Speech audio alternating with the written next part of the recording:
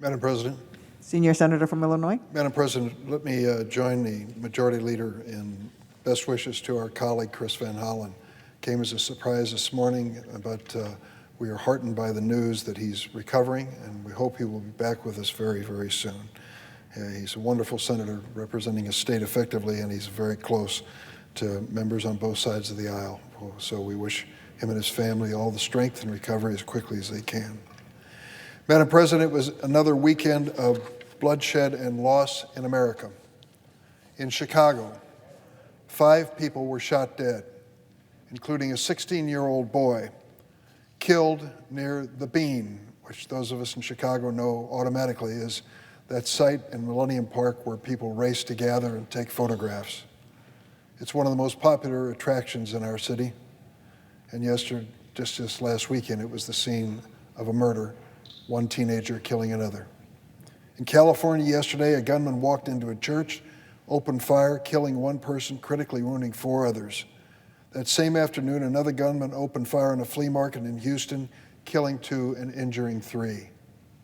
A weekend in America. But both of these mass shootings happened less than 24 hours after a white supremacist massacred innocent shoppers at a grocery store in Buffalo, New York.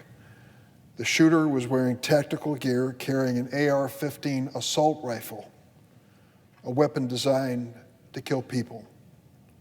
He shot 13 people, 11 of whom were black, in an act of racist violence. 10 of the victims died. Each of these 10 people had left home Saturday, maybe to grab dinner, buy groceries for the week, and they never returned. Now their families are facing the unimaginable trauma of loss. In an instant, they lost a grandparent, a child, a spouse. To those families I say, you do not grieve alone. America grieves with you. One of the victims was Aaron Salter. He was a retired police officer working as a security guard at the grocery store when it was attacked. Officer Aaron Salter was a hero. When the gunman entered the store, Officer Salter didn't flinch. He leapt into action to save the lives of the shoppers and employees. But there was only so much he could do. He was armed with a handgun, while the person who attacked the store was wearing a tactical vest and firing an assault rifle. Like so many of our police who risk their lives for us every day, Officer Salter was outgunned. As we mourn Officer Salter's loss this week, our nation's capital is welcoming law enforcement from across the country for Police Week. To every officer who protects our communities, like Officer Salter did so valiantly, we give our thanks. No officer should ever find themselves in a situation where they're outgunned by an assailant. But that's exactly what happened in Buffalo this weekend and happens far too often in cities like Chicago. For decades, this Senate has failed to pass legislation that would close the gaping holes in our gun laws and reduce the shootings that tear apart law enforcement families and families of all kinds across the country. How many more lives will be lost before we act? And when will the members of the Senate finally join together in recognizing the role that white supremacy and white nationalism have played in fueling these violent terrorist attacks? Time and again, I've made my position on violent extremism as clear as I can. The use of violence to advance political goals is always unacceptable, no matter the ideology, right or left. It's wrong.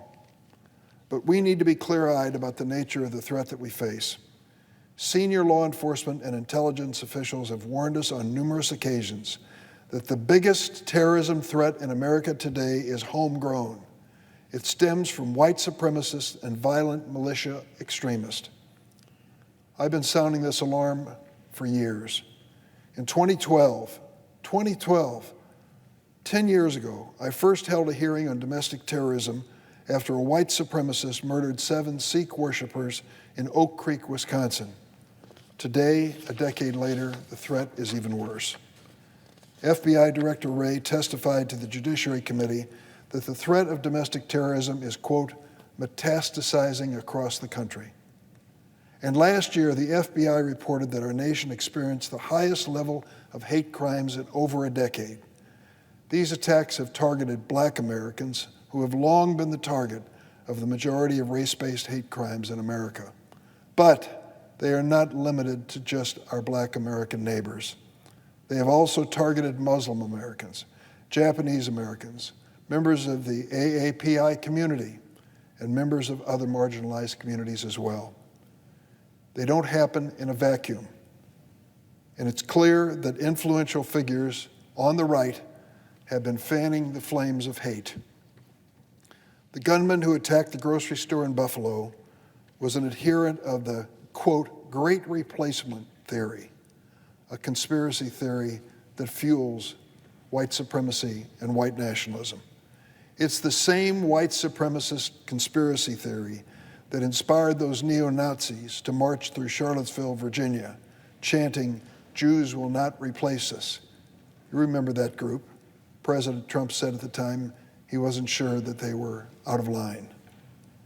And they've inspired multiple mass shootings, including the attack of Jewish Americans at a Pittsburgh synagogue in 2018, on Hispanic Americans at a Walmart in El Paso in 2019, and Muslims at 2 New Zealand mosques in 2019 as well. This once fringe conspiracy theory, this so-called great replacement theory, has been dragged into the mainstream by media personalities like Fox TV's Tucker Carlson. According to the New York Times, more than 400 episodes of Tucker Carlson's news program on Fox TV, which attracts more viewers than any other show in the history of cable news, have alluded to the great replacement theory. Tucker Carlson is a leading ideologue in the white supremacist movement. He's even introduced racist terminology into America's conversation, like the phrase, quote, legacy Americans, which refers to the idea that immigrants aren't real Americans. The phrase was first used on white supremacist forums and websites. Tucker Carlson is right at home with it. But here's what's most shocking to me. The number of elected officials who will jump at any chance to get featured on Carlson's show and echo his white supremacist blather, his dark gospel of fear and hate and racism. We don't have to look far to find those elected officials. The third-ranking House Republican claimed in a campaign ad that Democratic immigration policies will, quote, overthrow our current electorate. What will it finally take for the Republican Party to condemn this hate once and for all? And what will it take for members of the Senate to join together in rooting out white supremacist violence? As chairman of the Senate Judiciary Committee, I'll soon hold a hearing on domestic terrorism. And the ideologies like the great replacement conspiracy theory that inspire the acts of hate will be expounded on at that hearing by experts.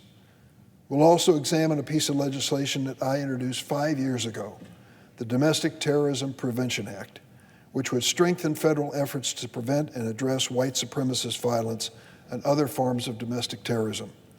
This legislation is an opportunity for the members of the Senate to stand united against hate.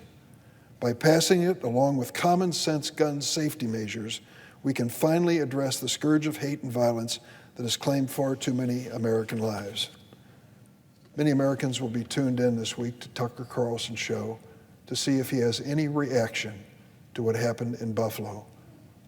Could it be that for one shining moment, he will finally realize his complicity in what happened?